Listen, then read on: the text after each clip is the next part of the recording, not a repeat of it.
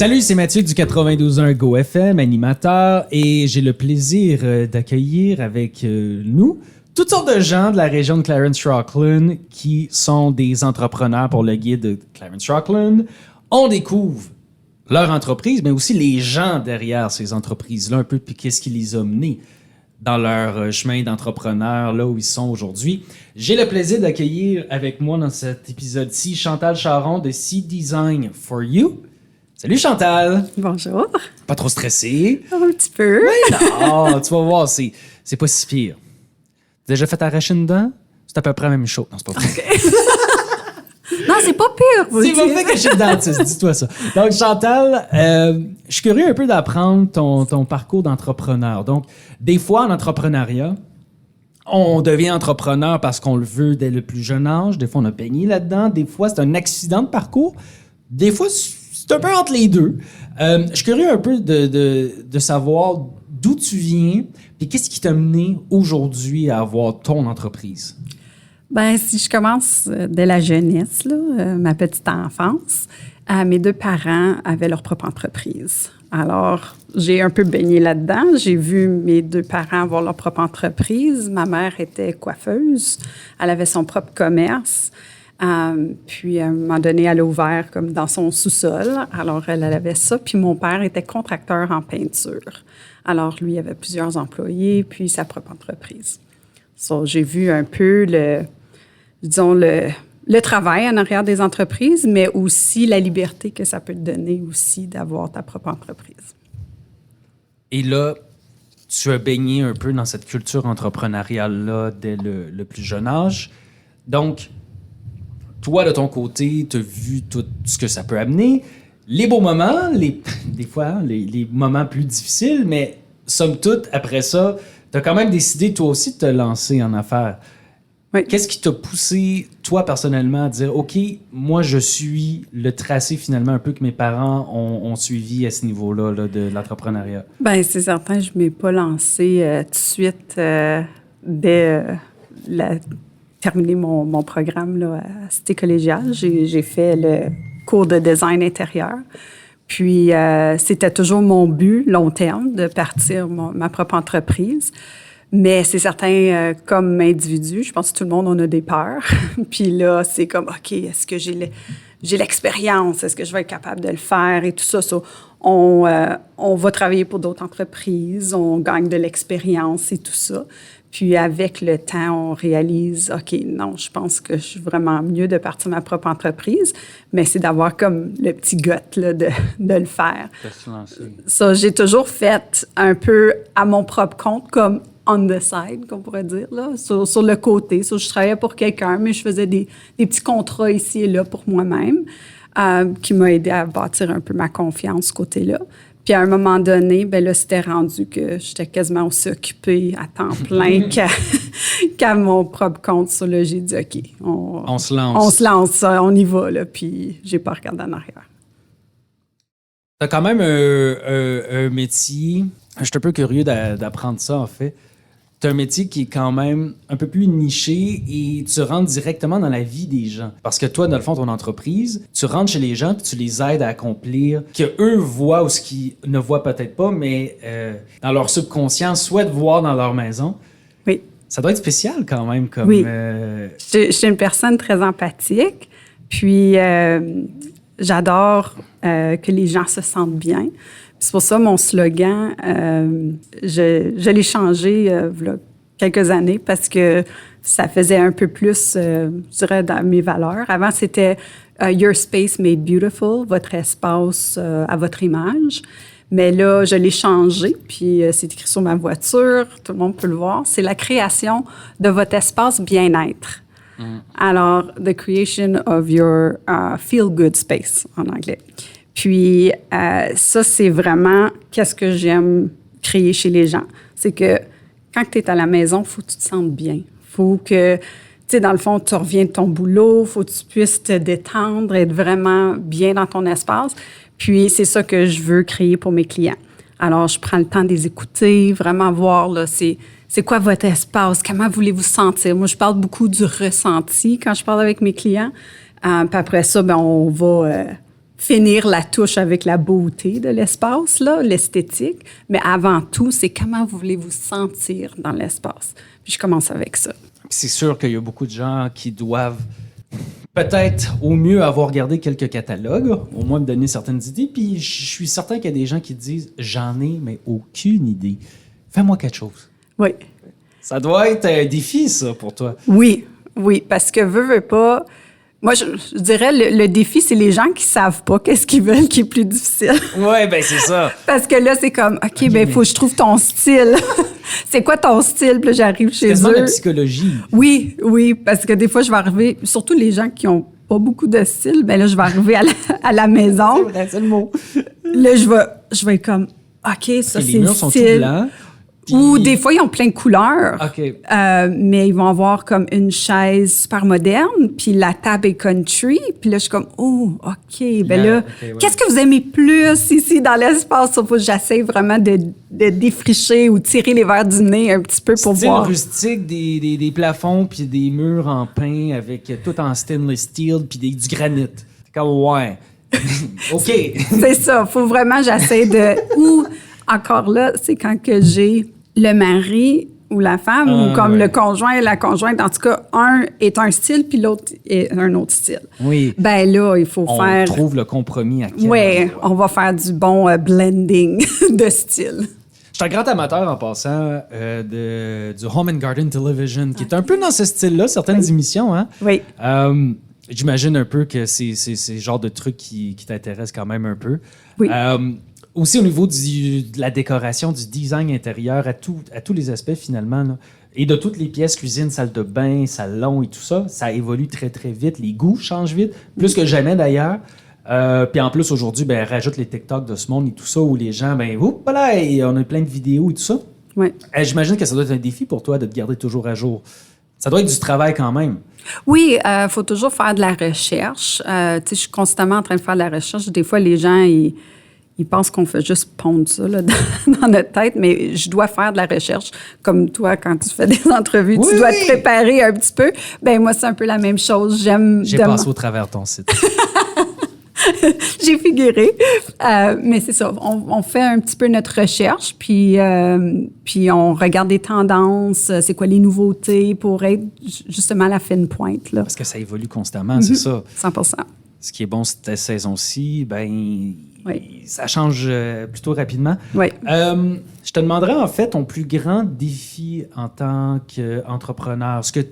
Le plus grand défi que tu as eu depuis que tu t'es lancé en affaires. Le plus grand défi, ben justement, j'avais un client qui voulait que je fasse la rénovation complète de leur maison. Puis là, ça, c'était comme 3 étages. Puis là, j'étais là, oh, c'est gros, là. Je faisais juste des salles de bain, des cuisines. Puis je suis comme... Oh, ma peur en moi disait oh non, c'est trop gros pour toi, Chantal, tu ne pourras pas le faire. Puis après ça, je me dis, non, tu sais quoi, je vais y aller, je vais leur dire, écoute, on va passer par étapes, tout ça. C'était la meilleure décision parce que maintenant, je fais des plus gros projets, justement. Puis j'ai tellement des bons clients, là, c'est comme l'univers mes amène, mais ces clients-là m'ont vraiment aidé parce qu'ils posaient beaucoup de questions, puis ils étaient très particuliers, puis ils voulaient des choses. Ça, c'était tellement un gros challenge. C'était vraiment un défi, mais on a réussi, puis c'était en plein milieu de la pandémie. Ah, ben oui. Oui, c'est en plein milieu de la pandémie. Pour faciliter tout, puis là, tu parles d'un gros projet en plus. On ajoute quand même l'aspect important que trouver des travailleurs, le matériel, les problèmes d'approvisionnement. Hein? Ouais, mais c'est back-order pour 6 mois. Ouais. Là, faut essayer de trouver un plan B parce que les gens n'attendront pas 6 mois sans leur cuisine neuve. Exactement. Oui, non, c'est un défi, ça. Oui, c'était un gros challenge. Mais qui a été une de tes grandes réussites parce que là, maintenant, tu as brisé la glace à ce niveau-là, puis des projets même plus gros. Tu n'as plus cette peur-là. Non, c'est ça. Puis celui-là, dans le fond, quand je designais celui-là, j'étais en train de designer ma propre maison, ma maison de rêve. L'année d'ensuite, j'ai m'embarqué dans la gestion de ma propre construction, tout en gérant des projets pour des clients. Alors, je dirais ça, c'était mon deuxième gros défi. On a toujours d'autres défis après qu'on en surmonte un. D'ailleurs, des fois, ils sont plus gros. Oui. Mais ça l'aide à nous découvrir nous-mêmes, je trouve. C'est un peu comme ça aussi au niveau de l'entrepreneuriat, j'imagine, quand on est en affaires, finalement, c'est une façon de se redécouvrir comme personne? Oui, puis voir c'est quoi notre niche. Tu sais, j'ai trouvé que dans le fond, la gestion, c'était moins, je dirais moins ma force. Moi, j'aime beaucoup la création, le design. Maintenant, j'ai eu tellement de gens que je fais affaire avec, des contracteurs de confiance, puis des compagnies de menuiserie qui vont m'aider avec la gestion. Puis moi, je suis juste là vraiment pour le côté design, puis les touches finales et tout ça. Parce qu'au niveau du design, ben, t'as le côté, évidemment, de théorie, de pratique, où tu as certains codes à respecter et tout ça, mais tu as beaucoup le côté créatif et artistique de tout ça. Ouais. Puis des fois, on sait que ça peut être un défi d'avoir les deux. Des fois, on va être un peu plus cartésien, moins créatif, moins artiste. Des fois, on est artiste, mais le cartésien est un peu plus difficile. Mm-hmm. Est-ce que ça a été ton cas, toi, ou tu as toujours été capable de jongler autant le niveau artistique, créatif que cartésien, chiffre, ou tu t'es entouré peut-être? Ou... Moi, je suis plus côté créatif, 100%, donner mon domaine. Mais oui, j'ai pas le choix. Tu sais, les mesures et tout ça, je dois faire c'est ça, prise de mesure, les plans et tout ça. Alors, ça, c'était, I guess, plus un défi au début. Mais maintenant, ça fait 20 ans que je fais ça, c'est rendu plus naturel. La région de l'Est de l'Ontario, plus précisément la belle et grande région de Clarence-Rockland, qu'est-ce qui t'a poussé finalement à établir ton entreprise ici et à y rester? Moi, j'ai grandi ici jusqu'à l'âge de 9 ans. Puis ensuite, mes parents, ils ont vu leur entreprise, ils avaient déménagé à Orléans.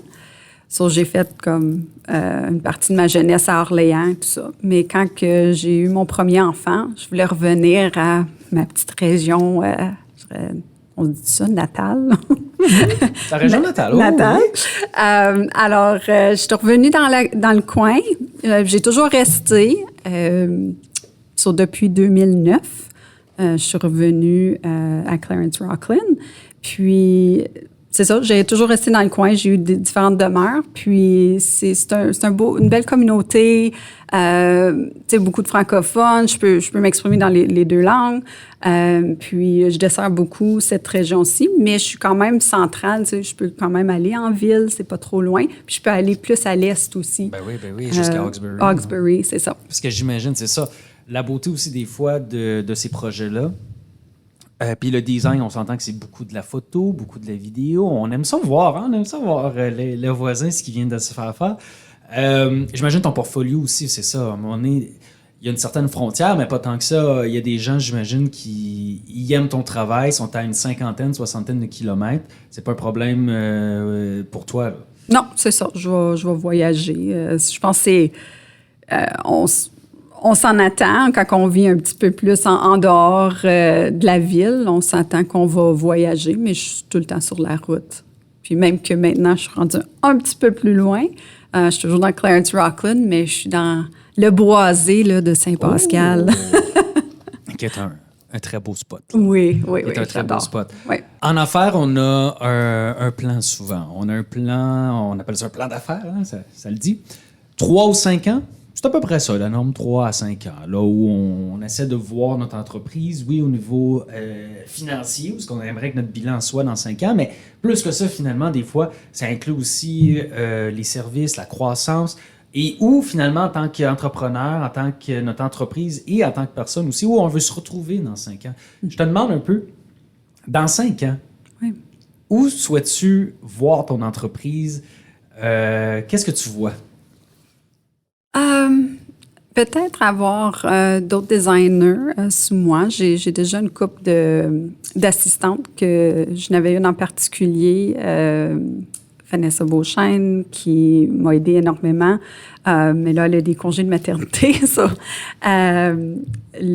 Puis j'ai aussi ma belle-sœur qui est super bonne, qui m'aide.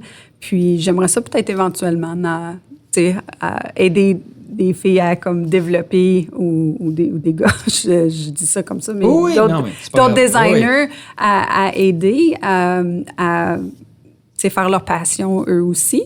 Je verrais peut-être ça. Puis aussi apporter, je dirais, un peu plus de feng shui, le côté là, énergétique de la maison. Moi, je suis une personne, j'aime beaucoup ça, là, travailler un peu avec l'énergie. Puis j'aimerais ça dire aux gens que ceci est possible puis qu'on peut offrir ces services-là à travers le design. Je suis curieux. Comment le design vient impacter l'énergie de la maison? La position des meubles, la position d'un lit, d'un miroir, d'une plante.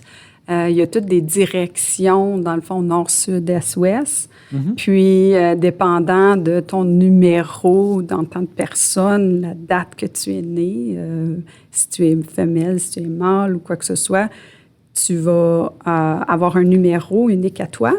Puis, ce numéro-là peut indiquer ta position de succès, ta position relation, ta position de méditation, des choses comme ça. Puis, avec le Feng Shui, on peut, dans le fond, positionner des meubles dans un espace pour que ça soit avantageux pour les gens qui demeurent dans cette maison-là. Est-ce que c'est vrai que la position du lit va favoriser le sommeil? J'ai déjà entendu ça. Est, ouest, sud, je sais pas trop. Oui. C'était-tu l'ouest? Que si tu positionnes ton lit vers l'ouest, corrige-moi, là. Oui, mais ça dépend de ton numéro énergétique. OK, donc c'est pas un one size fit all. Non, exactement, parce qu'on est tous uniques. On a toutes différentes énergies. On est toutes faites différemment, malgré qu'on se ressemble toutes pareil. Mais oui, on peut... c'est unique à chaque personne. Et la dernière chose, en terminant un peu, dans ta réponse où tu voyais ton entreprise, il y a une chose que j'ai cliqué. Mentorat. Oui. Donc, c'est un peu ce que je comprends. Oui, évidemment, on veut toujours croître notre business, mais de ton côté à toi, il y a vraiment cette portion mentorat-là qui semble être important pour toi. Est-ce que c'est quelque chose que tu aurais aimé avoir, que tu as eu puis que tu veux poursuivre? Oui, j'ai quand même eu des bons mentorats à travers ma croissance pour me rendre où ce que je suis. Puis, j'en suis reconnaissante. Puis, s'il y a des gens qui veulent grandir puis faire ça, puis même s'ils partent leur propre entreprise éventuellement, mais au moins, j'ai pu leur aider à se rendre là. Mon but, c'est pas vraiment devenir gros, comme, d'agrandir, je dirais trop, mon entreprise, parce que j'aime quand même pouvoir donner un service particulier à mes clients. Des fois, on dit « small is beautiful ». Oui, c'est ça. Au moins, on peut garder plus cette particularité-là, l'attention plus spécifique aux clients. Puis, la proximité, oui. Oui, si on vient trop gros, des fois, la qualité du travail est moins là. C'est super intéressant. Chantal Charron de C Design for You.